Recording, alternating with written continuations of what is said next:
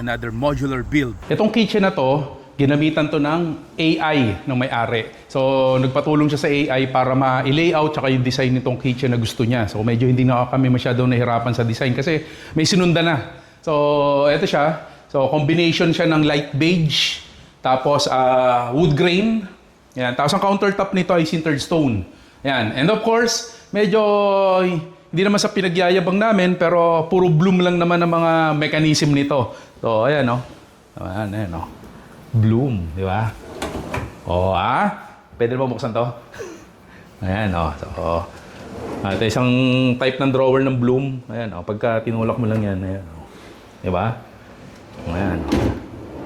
Masyado simple lang naman. Tapos, even yung ano niya, yung lagay ng mga plates niya. So, bloom din ang ginamit namin dyan. Ayan o. Ayan. Tapos, ito, magic corner. So, yung pinakakanto niya, sayang yung space dun sa loob. So, ayan o. Pwede bang mahila pa to?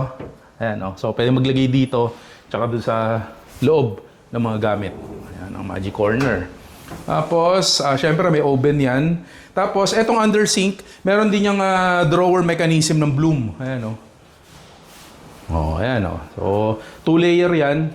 Pati sa ilalim, meron ding ano yan, drawer sa ilalim na yan. Tapos, ano pa ba special features dito? Ito. Supposedly, ang na-generate ni AI ay walang takip. So, dapat open shelves lang yan. Kaya lang, nang hinayang ako, so sinuggest ko sa client, nalagyan na lang natin ng minimalist na aluminum glass door. So, para at least, hindi masyado madumihan yung nasa loob nito. And of course, ayan o, may mga LED lights yan. Tingnan natin. O, ayan o. Di ba?